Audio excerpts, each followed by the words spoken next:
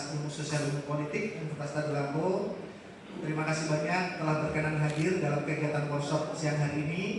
Mahasiswa baik dari jenjang S1, kemudian S2, juga S3 yang berkenan hadir. Kemudian yang tidak kalah penting adalah hormat saya kepada Ibu Suraya Afif, PhD, ya, yang berkenan juga untuk memberikan materi kepada kita pada kesempatan siang ini mengenai penulisan jurnal ilmiah dan publikasi, terutama untuk beberapa jurnal internasional atau jurnal-jurnal yang terindeks Scopus, kira-kira seperti itu. Nah, sebelumnya saya mohon izin untuk mengundang secara hormat Ibu Suraya Afif, PhD, untuk naik ke atas panggung.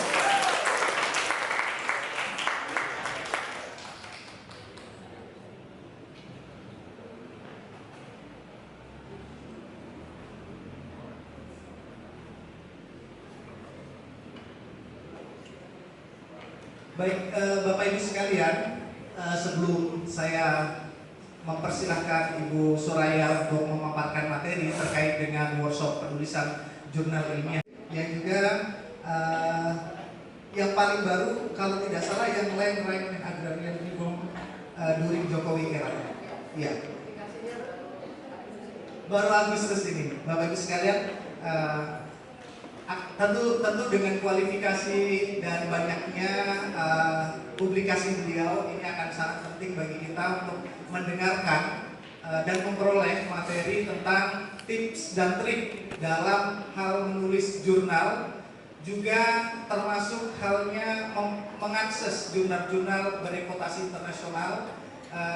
Mudah-mudahan lewat beliau hari ini kita bisa mendapatkan banyak input. Baik, Bapak Ibu sekalian, saya persilahkan dengan hormat kepada Ibu Suraya, PhD, untuk menyampaikan materi. Oke. Pertama-tama terima kasih ya diundang. Sebenarnya waktu saya kesini nggak ada rencana ya, karena Bang Ikhtiar ini salah satu pengurus daerah AAI, kebetulan saya ketua Asosiasi Advokat Indonesia. Kemudian beliau juga lulusan dari Antro UI, masa kesini nggak silaturahmi? Saya kalau daerah kalau silaturahmi pasti harus. Nggak ada rencana mau apa. Tiba-tiba sehari sebelum kesini ya, di 2 hari sebelum kesini ditanya apakah ya kalau ada waktu. Saya senang sekali berbagi, dan ya di UI sendiri ini salah satu mata kuliah yang juga saya mampu ya. Di semester ini malah ada 2 ya, satu untuk mahasiswa baru, yang satu mahasiswa yang wajib untuk publikasi ya. Walaupun saya menolak sebenarnya, saya salah satu dosen yang menolak mahasiswa disuruh publikasi. Menolak saya, karena yang wajib itu adalah akademisi, dan kalau dia sudah lulus publikasi silakan. Dia nggak boleh kewajiban. Saya salah satu yang menolak itu ya, baik di magister maupun di doktoral sebenarnya. Tapi ya ada tentuan ya. Saya menolak. Yang kedua, saya menolak juga. Tadi ada Ike ya. Ike pernah masuk kelas itu kan? Saya menolak mahasiswa mewajibkan dosen ikut menulis ini. Tanya juga ya. Buat saya itu adalah voluntary. Kalau mahasiswa mau menulis, maka itu haknya. Tapi kalau dia ingin mengajak, itu juga haknya. Jadi bukan kewajiban. Dan itu yang saya juga tidak sepakat, bahwa mahasiswa harus wajib lulus dengan dosen. Banyak Mbak Ika dan Bang Akhtiar yang juga ada di UI, kami nggak mewajibkan. Tetapi bukan berarti saya nggak mau juga menulis dengan mahasiswa. Ya. Saya menulis dengan mahasiswa S1 pernah, mahasiswa S2 pernah, ya, mahasiswa S3 pernah. Tapi itu sifatnya volunteer, itu bukan paksaan. karena kita punya impress dan segala macam. Jadi saya pernah nulis dengan mahasiswa dan tapi itu bukan kewajiban. Nah, pada sebenarnya agak susah ya melakukan workshop dalam waktu singkat ya, tapi saya coba memberikan brief ya, memberikan pandangan bagaimana sebenarnya trik-trik dan tips ya yang biasanya saya juga share sama mahasiswa di kelas gitu ya. Karena menulis bukan satu proses yang semua itu mudah. Ya. Baik dosen pun, ya, baik saya pun kalau menulis itu takes time ya, perlu waktu. Dan oleh sebab itu ini adalah sesuatu yang perlu dilatih terus. Gitu ya. Tapi menulis dalam konteks akademik gitu ya, dia adalah bagian untuk memberikan report ya tentang apa sih sebenarnya yang selama ini dia lihat dalam satu penelitian, lalu bagaimana dia mengkomunikasikan ini dalam satu debat akademik. Jadi kalau buat akademik itu sebenarnya fungsi daripada penulisan ya, bukan kalau oke, saya sudah menulis makanya naik pangkat, itu bukan sebenarnya ya, itu teks. Jadi makanya kalau saya tidak mau menulis di jurnal-jurnal yang tidak baik reputasinya, tapi itu takes time. Jadi ada saya dengan kolega di Australia itu bisa sampai 5 tahun sampai akhirnya kita bisa publish gitu ya. Tapi di Indonesia kan yang penting itunya, ya itu saya kritik lagi ya, ya kritik saya. Oke, jadi apa yang coba? Oke, yang ingin saya bagi ya, kalau mudah-mudahan ada waktu ya. Tapi kalau misalnya ada yang merasa ingin bertanya, silakan dalam presentasi ini acungkan tangan kalau memang ingin bertanya ya. Jadi ada beberapa hal yang sebenarnya perlu diperhatikan ketika kita mempersiapkan satu tulisan ya. Yaitu satu, yang paling penting, tips memilih jurnal. Kedua, bagaimana pentingnya dan namanya literatur review gitu ya. Itu bukan hal yang sembarangan ya, maksudnya pokoknya saya kutip-kutip sana sini gitu ya. Bukan begitu ya, literatur review punya fungsi. Kemudian, nah ini yang ketiga, sebenarnya yang paling sering sulit gitu ya adalah ini saya tuh mau argumen apa sih? Apa yang ingin saya nyatakan atau argue ya di dalam tulisan ini. Nah itu penting banget. Ketika itu kita nggak tahu atau kita masih apa ya, itu susah sekali nulis. Ya, itu juga terjadi pada saya. Jadi kadang-kadang ini apa sih yang saya mau nyatakan sebagai satu argumen yang saya ingin orang itu tahu pendapat saya. Nah ini jadi apa yang disebut memformulasi argumen utama. Nah yang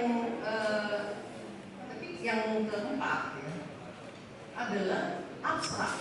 Abstrak itu penting banget karena lewat abstrak lah orang kemudian melihat apakah tulisan ini pantas saya baca terus atau udah selesai. Oh iya ini abstraknya gini udah selesai. Dan itu juga yang dibaca oleh editor awalnya. Bagaimana abstraknya? Apakah si abstrak itu memberikan pemahaman ini tulisan tentang apa? Gitu ya. Nah, maksud itu dia, dan itu kan bisa cuma 150 kata atau 200 kata gitu ya. Tapi sudah harus menggambarkan keseluruhan isi dari tulisan. Nah, yang terakhir sebenarnya structure ya, struktur. Struktur artikel di jurnal itu sebenarnya baku ya. Maksudnya baku tuh begini, harus ada ini, harus ada ini, harus ada ini, dan di mana dia tempatnya. Ya. Oleh sebab itu, latihan untuk menulis jurnal adalah membaca jurnal yang baik. Karena kalau kita baca jurnal yang baik, kita bisa tahu ini main argumennya apa, ini orang mau bikin apa, apakah kita sepakat atau tidak, apakah evidence atau bukti untuk mendukung argumen itu cukup atau tidak gitu ya. Nah, sebenarnya kalau kita berlatih dengan membaca begitu, itu salah satu latihan bagaimana kita menulis. Jadi nanti kita lihat apakah cukup waktunya untuk ini ya. Ada 2 slide terpisah. Kira-kira itu ya. Nah, satu itu tentang milih jurnal. Nah, ini paling penting ya. Milih jurnal itu harus hati-hati untuk memastikan ini kita udah publish, tahu-tahu tahun kemudiannya ini di discontinue ya. Kemudian dinyatakan jurnal ini tidak layak gitu kan. Aduh, sakit hati banget ya. Udah capek-capek nulis, udah gitu begitu. Nah, dan predator dia mau duit gitu. Selama saya menulis saya tidak pernah bayar, tidak pernah sekalipun saya bayar dalam waktu nulis. Mahasiswa saya pernah ada S3 di salah satu saya membimbing, saya promotor dari dia. Saya bilang tadinya dia pikir, waduh Bu, jangan kesini nanti bayarnya mahal. Hah? Enggak, coba kamu kesini dan ternyata tidak bayar. Itu gempar di fakultas dia mahasiswa SKSD. Gempar di SKSD ini gimana sih kok nggak bayar? Ya memang tidak semua jurnal bayar. Nah kalau buat saya jurnal yang tidak predator adalah jurnal yang memberikan 2 opsi. Kalau kita mau open access, ya bayar, gitu kan? Kita harus APC namanya kan, fee untuk processingnya. Tetapi kita boleh memilih untuk tidak mengakses. Nah biasanya itu free. Gitu.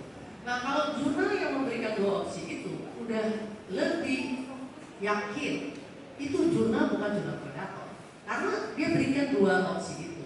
Tapi kalau jurnal belum apa-apa udah bayar ini, bayar itu, bayar A itu udah pasti predator. Itu satu. Ya.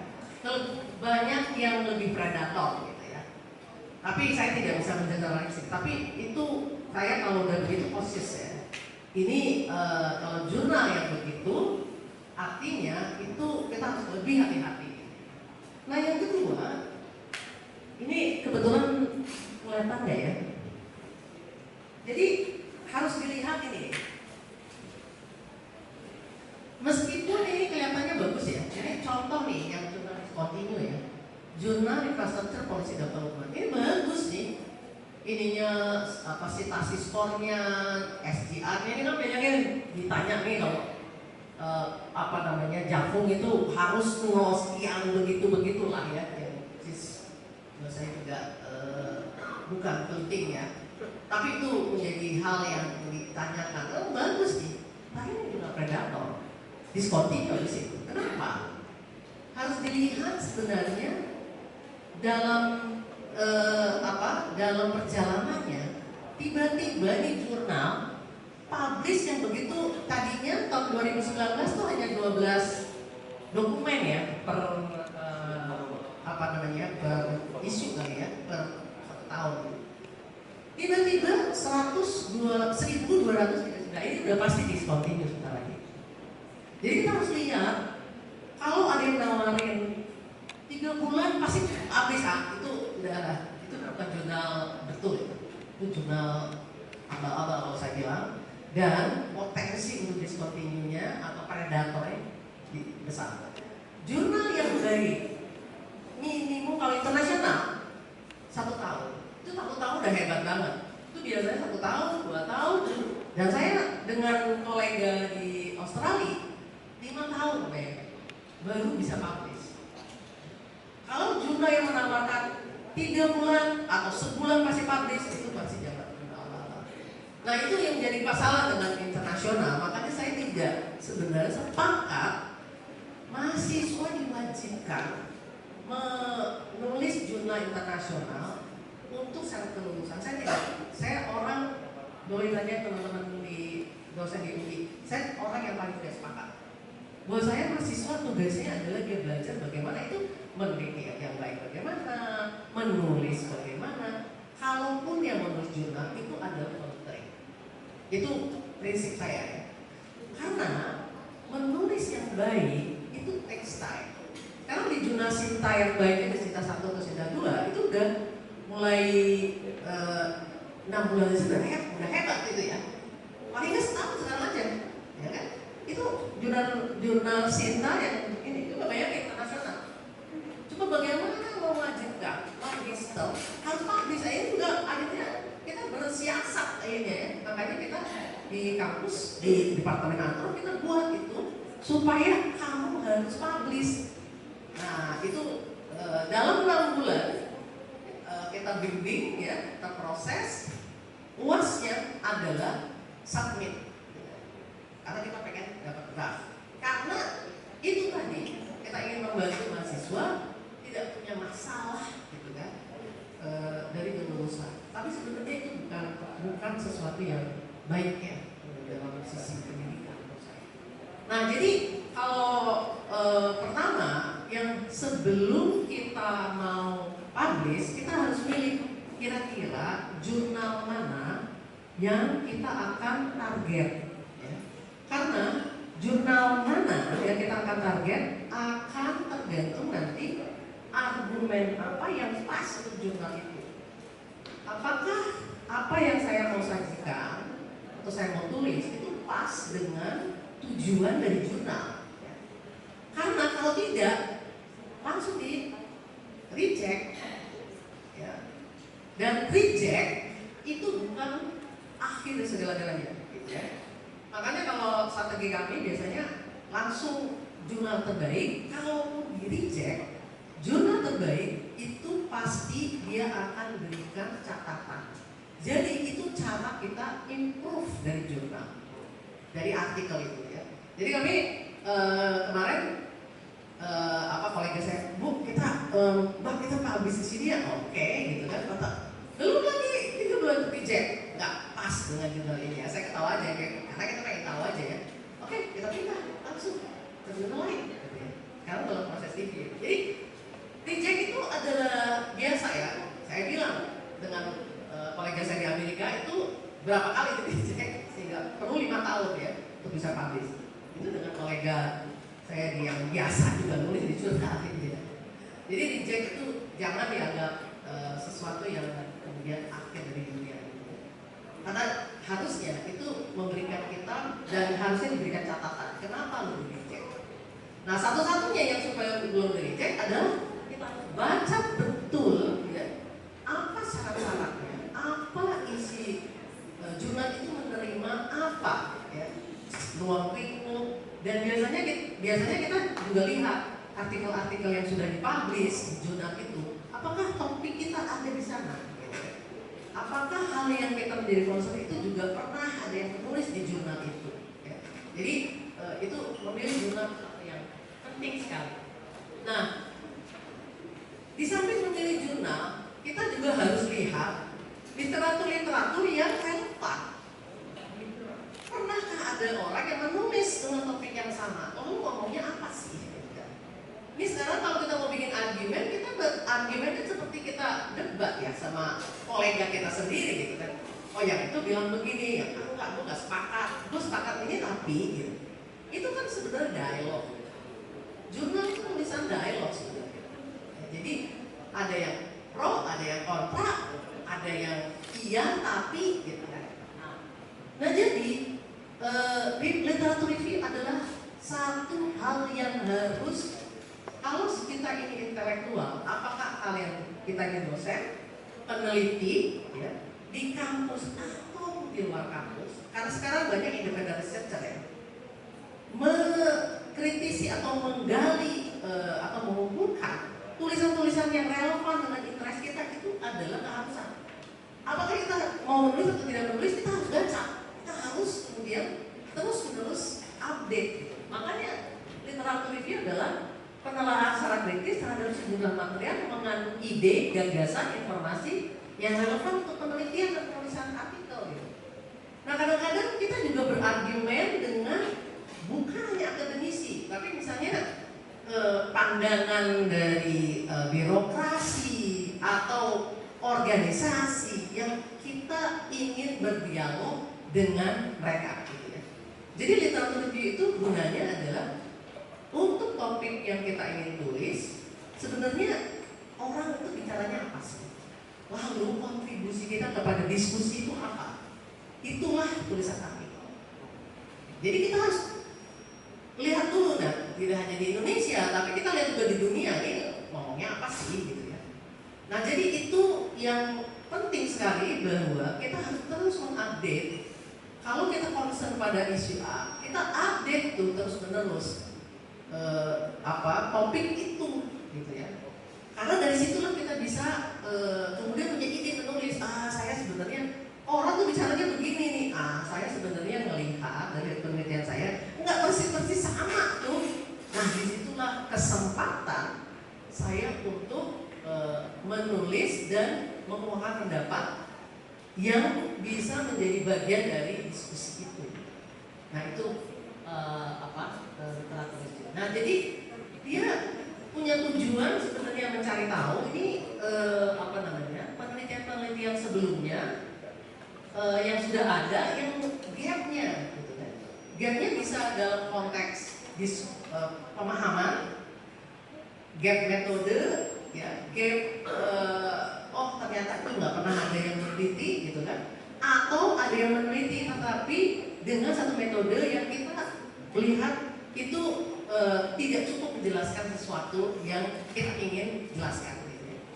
Nah, jadi signifikan ya literatur review itu. Oleh sebab itu buat semua peneliti, dia boleh meneliti kampus atau di luar kampus gitu ya, literatur review itu adalah sesuatu yang harus kita skill yang kita harus latih terus. Nah, jadi literatur review itu tuh kemudian tugasnya apa sih gitu? Satu, mencari persamaan. Oh, ternyata ini pernah nih diomongin sama ini di tempat lain. Kalau begitu saya ingin sepakat sama ini gitu kan. Mencari perbedaan. Yang ini ngomong A, yang ini ngomong B. Saya ngomong apa ya? Nah, jadi memberikan penilaian. Jadi misalnya penilaian itu iya, ini itu dikesimpulan begini, tapi menurut saya itu kurang pas gitu. Karena misalnya metodenya atau cara dia menjelaskan gitu ya, ada hal yang kita pikir itu nggak pas. Jadi penilaian, pembandingan dan peringkas. Gitu ya. Jadi ini sebenarnya pengorganisasian dari literatur review itu mengandung beberapa hal ini gitu. Jadi kita bisa, oh yang ini ngomongnya begini, yang ini ngomongnya begini, oh ya. Jadi untuk memperjelas posisi dari literatur kita atau tulisan kita di dalam perdebatan yang ada. Nah, ini guna kenapa penting literatur itu. Nah, jadi tugas dari kita literatur itu memposisikan. Ya, jadi mencari posisi apakah bacaan itu berkontribusi pada topik riset kita, apakah bagaimana bacaan itu terhadap topik yang saya lagi riset atau mendukung atau berbeda gitu kan. Lalu apakah bacaan itu membantu model interpretasi konsep yang dapat digunakan. Oh, ternyata udah ada yang meneliti ini ternyata berguna untuk membantu saya menganalisis gitu ya. Bacaan memberikan konteks terhadap itu, dan apakah bacaan itu memang cukup berpengaruh di bidang saya. Dan jadi penting gitu ya. Kalau kita meneliti tentang satu topik gitu, ada artikel-artikel tertentu yang sudah dikutip misalnya oleh 60, 40, 15, nah itu harus kita baca gitu ya. Karena sitasi yang banyak berarti itu artikel penting. Bisa juga orang nggak setuju sama artikel itu, atau orang melihat itu bagian yang relevan untuk diteruskan. Jadi misalnya artikelnya dosen pembimbing saya ya, Ibu Nancy Peluso yang disebut Theory of Access ya, mungkin banyak yang sudah baca ya.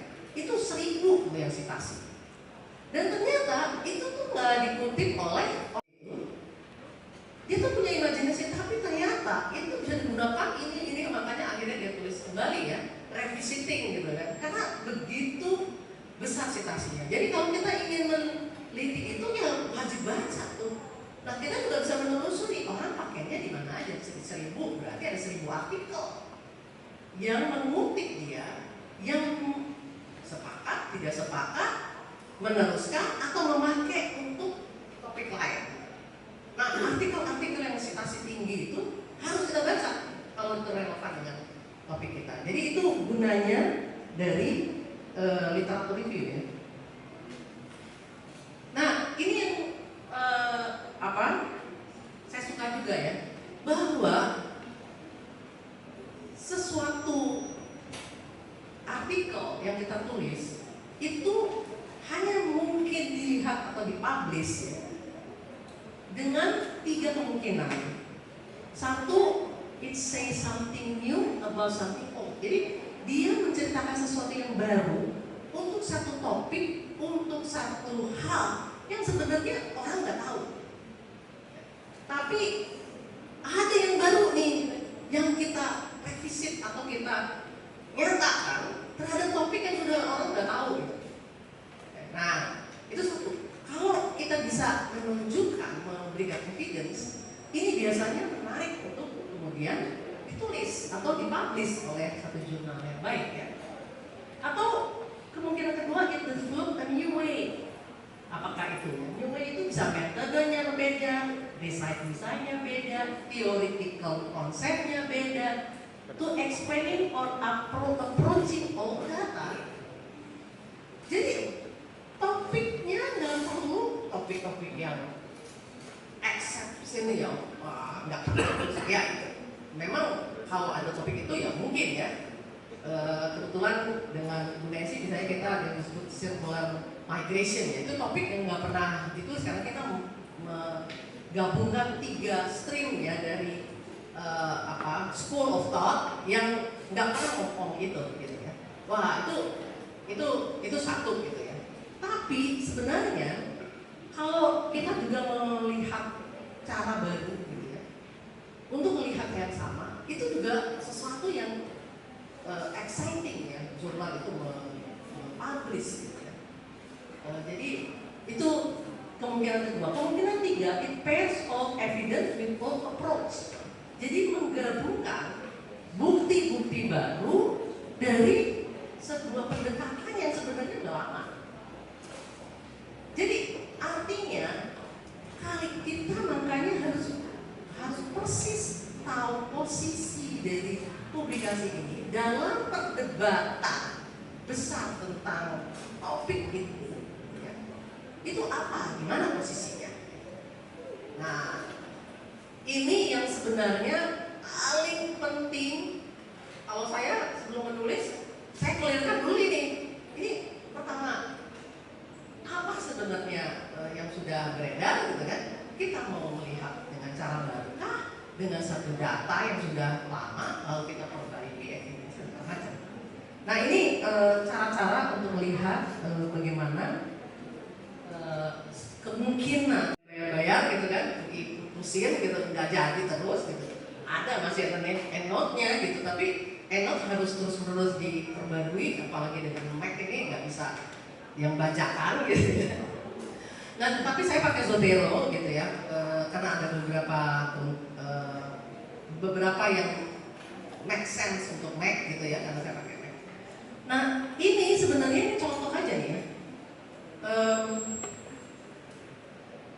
Ini kan tulisan, jadi ini Zotero yang saya punya ya, kita kumpulin. Nah, enaknya ketika kita nulis, kita langsung masukin sini, masukin ke Word. Di Word tuh ada tentang Zotero ini. Dia bisa juga Mendeley, bisa EndNote ya. Tapi Zotero punya add-ons-nya untuk masukinnya itu ya ke Word ya. Nah, Microsoft Word. Nah, jadi untungnya apa? Untungnya adalah kita kan bikin reference. Kan kadang-kadang diminta reference-nya harus ini, harus itu, harus ini. Itu langsung generate reference gitu di bagian reference ya. Tergantung dari keinginan jurnal. Nah, ini juga membuat kita juga bisa pakai artikel ini misalnya untuk yang lain gitu ya. Nah, itu langsung bisa masuk ke sini gitu ya, kita citasi dan nanti keluar kalau kita mau generate revenue tidak salah, sesuai dengan style yang kita mau. Nah ini sebenarnya penting juga kita pelajari ya apa yang disebut mengorganisir literatur, dan sebenarnya banyak ini ada notes-nya, kita bisa lihat yang ini, oh ini related sama ini segala macam ya. Tapi buat saya ini sesuatu yang selalu saya gunakan ya. Ini saya sedang menyelesaikan satu tulisan tertentu, ini materi antropologi untuk satu ini, maka saya organisir ya menurut folder tertentu yang saya bisa pakai. Nah itu hal pertama ya. Jadi bagaimana memilih jurnal dan pentingnya literatur review. Nah, hal ketiga adalah argumen. Ini hal yang selalu lama saya pikirin kalau sebelum menulis. Dan kita diskusi, debat dan segala macam apa main argumennya ya. Dan ini bisa kalau nggak ketemu ini bisa 3 bulan sendiri gitu ya untuk, atau bahkan ini kita mau bilang apa sih? Nah, jadi argumen itu apa? An argument is a discourse intended to persuade. Jadi wacana yang ingin kita bilang ke dunia intelektual sesuatu yang kita pikir penting. Nah, you persuade someone by engaging their doubt and providing evidence. Jadi kan orang masa sih begitu? Enggak. Kita bilang itu benar. Nah, orang lihat apa buktinya dia ngomong begitu, gitu ya. Nah itu semua adalah sebenarnya argumen. Jadi ada evidence, ada cara kita untuk mengatakan ini loh yang kita ingin katakan, dan ini yang aku believe benar dan aku ingin orang percaya, gitu ya. Nah, a journal article then is a piece of writing that attempt to persuade the reader to believe in something. Nah, itu argumen. Kita mau bilang A dan kita ingin pembaca itu percaya dengan apa yang kita percaya itu hasilnya. Itu sesuatu yang kita temukan, itu hasil analisis kita. Nah, jadi itu argumen namanya ya. Nah, caranya bagaimana? Caranya adalah kalau sebuah argumen yang baik adalah meng-create orang bisa percaya, bisa sepakat dan tidak sepakat. Kalau argumen isinya fakta, itu bukan argumen. Ya, jadi ada 2 nih contoh. Indonesia dan negara yang memiliki banyak pulau, ya itu fakta. Kamu mau bilang enggak? Fakta itu nggak ada yang menjerit orang enggak gitu ya. Tapi kalau bilang begini, Indonesia telah muncul sebagai negara yang pemerintah yang sangat demokratis. Debat kita. Ada yang percaya, ada yang enggak, ada yang ini. Itu argumen. Ya. Jadi argumen adalah satu pernyataan yang kita ingin orang percaya, tetapi kita lihat lagi apakah itu pas dengan apa yang akan kita pilih. Nah itu kira-kira slide periode pertama, nanti kalau ada waktu kita masuk ke situ. Ya, baik, terima kasih banyak Ibu Soraya. Baik, Bapak Ibu sekalian, teman-teman sekalian.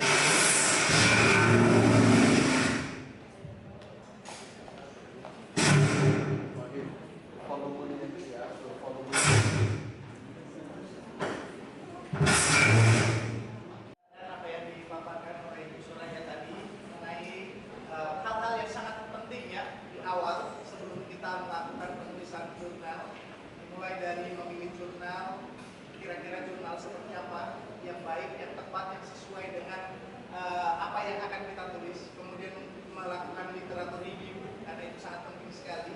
Kemudian memformulasi argumen utama kita, lalu membuat abstrak. Nah, itu semua sudah disampaikan detail oleh Ibu Soraya. Kira-kira dari Bapak Ibu sekalian, para dosen, juga teman-teman yang hadir di ruangan ini, jika ada yang ingin ditanyakan langsung kepada Ibu Soraya, silahkan. Saya memberi kesempatan 2 orang terlebih dahulu.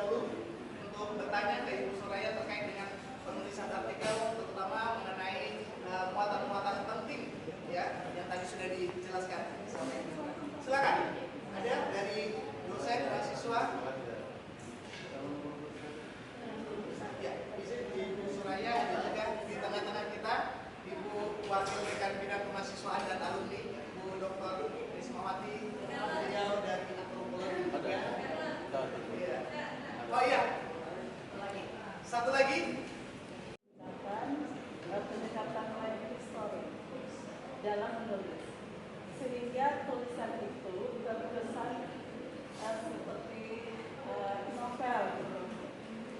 Nah, ketika kita berhadapan dengan reviewer yang tidak memiliki penelitian, kadang-kadang dia menyampaikan balik ke kami bahwa tulisan ini kok kayak novel gitu. Nah, inilah yang menjadi problematika ke kami sebagai penulis, bahwa satu hal penting yang dimiliki oleh seorang reviewer itu adalah dia memahami berbagai metode penelitian yang kami gunakan di antropologi.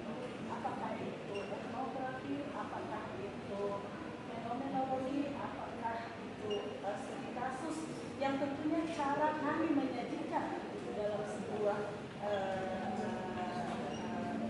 penelitian, penulisan kami itu tentunya akan berbeda satu sama lain. Nah, ketika berhadapan dengan reviewer yang mungkin bukan basicnya itu antropologi, itu kami menjadi kesulitan untuk gimana sih berhadapan dengan video yang seperti ini, sehingga banyak tulisan kami itu tertolak hanya karena persoalan ketidakmengertian reviewer barangkali, atau kurang pemahaman reviewer, sehingga pendekatan-pendekatan yang menjadi penting sebagai acuan kita menulis itu tidak mendapat respon yang baik. Barangkali untuk sementara dari saya itu saja, Ibu. Terima kasih.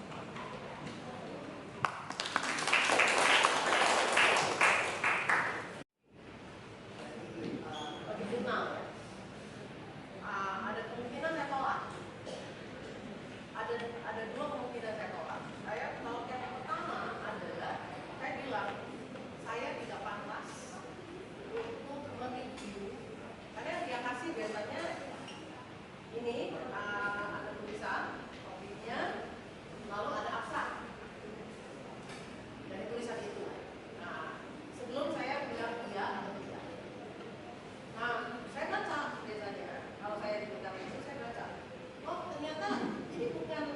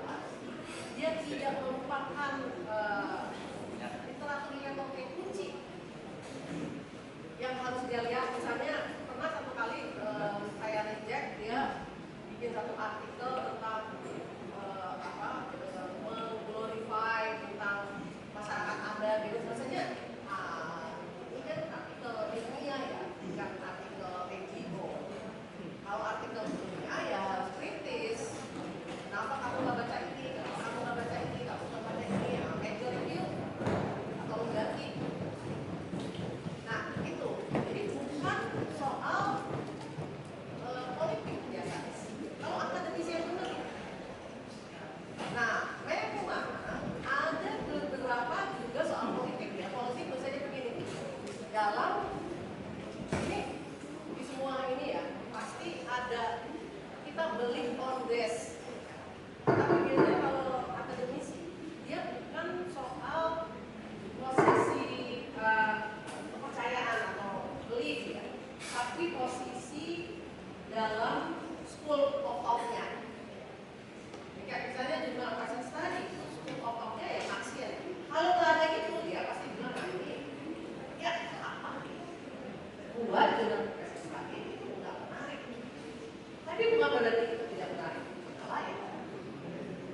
Jadi kita harus tahu bahwa posisi jurnal itu juga punya posisi-posisi tertentu dan yang biasanya menjelaskan dan kita bisa lihat dalam publikasi.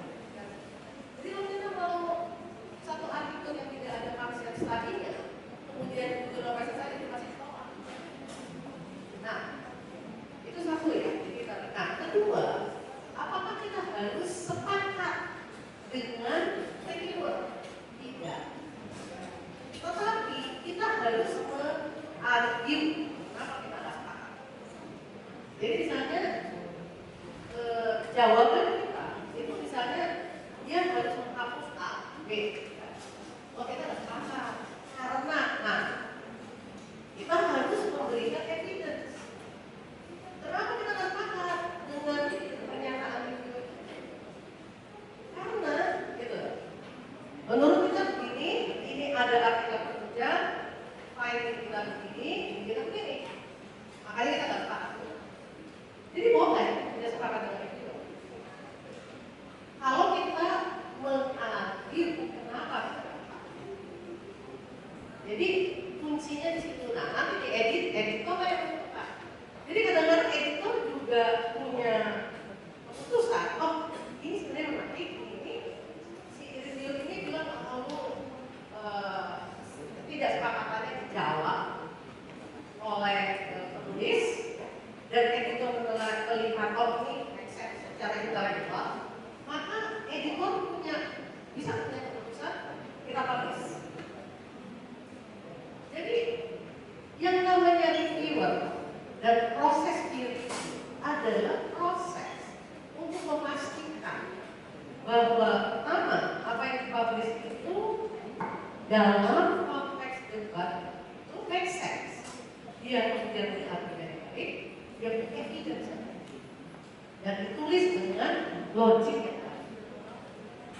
Nah jadi kita nggak harus selalu sepakat dengan itu, tapi kita harus menyampaikan kenapa kita nggak sepakat dengan hasil. Jadi kita nggak sepakat dia ini harus dihapus. Kenapa? Nah kita bilang kenapa? Dan kalau perlu kita bilang kita menggunakan perspektif ini, ada artikel lain yang kita juga jadikan cara untuk mendukung. Dan ini sebenarnya sudah ada luasa pikiran itu konservatif, padahal tidak begitu. Jadi kita bisa berargumen. Itu sama dengan jadi jurnal itu sebenarnya tempat kita berdialog dan publikasi harus memastikan bahwa ini sudah dibaca, didebatkan. Nah, apa keputusannya? Bagaimana keputusannya? Kita terakhir biasanya editor. Si editor bukan tim. Bahkan kami juga bisa atau apa ya yang proses ini juga begitu ya kami di jurnal Indonesia. Jadi bukan soal misalnya life history, ya life history mau cerita apa, artinya apa. Kalau nggak ada itu cuma ini begini, ya apa ini? Jadi kalau ditolak atau kalau saya review gitu kan, ini mau cerita apa sih sebenarnya? Jadi kan biasanya kalau ini major revision ini harus dirubah atau ditolak. Iya, masih ada respon tanggapan? Ya, sedikit dari ada juga hal yang menurut saya menjadi sebuah problematis sekarang,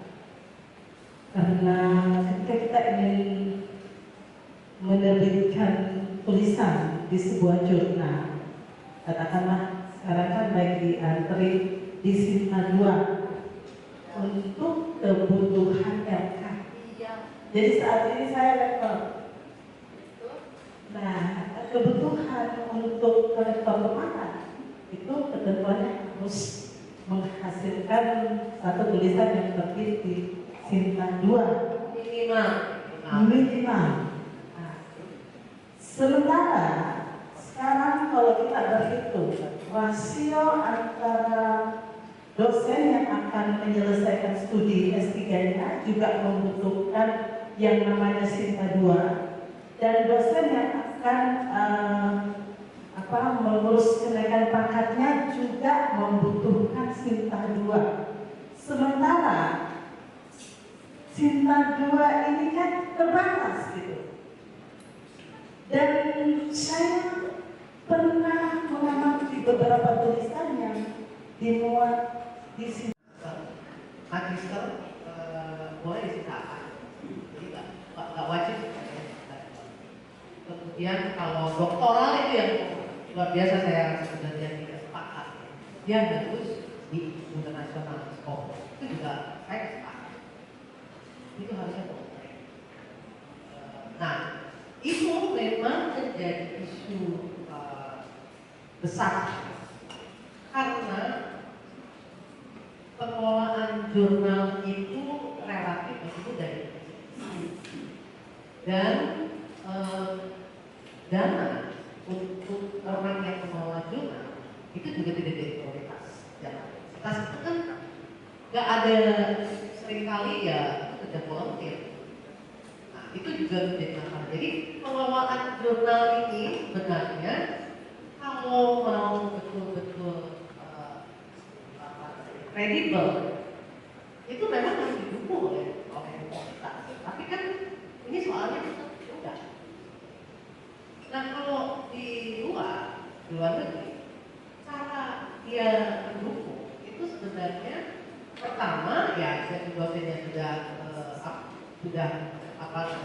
cukup gitu ya, sehingga kalaupun dia tidak dibayar, tapi dia memang cukup ya, dan insentif pasti.